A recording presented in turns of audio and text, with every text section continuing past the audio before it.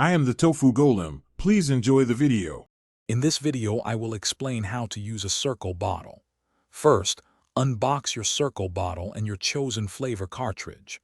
Next, fill your bottle with fresh water up to the indicated fill line. Then, take your flavor cartridge and firmly insert it into the lid of the bottle. Finally, twist the lid onto the bottle, ensuring it is securely fastened to prevent any leaks. You are now ready for the next step in enjoying your flavored hydration. Now that your Cirkul bottle is assembled, it's time to customize your drink. On the lid, you will find a dial that allows you to adjust the flavor intensity. Turning the dial to 0 provides plain water, while turning it up to 10 delivers the strongest flavor. Simply sip from the mouthpiece to enjoy.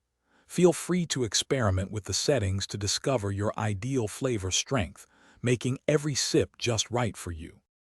Understanding when to replace your flavor cartridge is simple. Each Cirkul flavor cartridge is designed to last for approximately 6 full 20-ounce bottle fills. This means you get about 6 servings of delicious flavored water from one cartridge.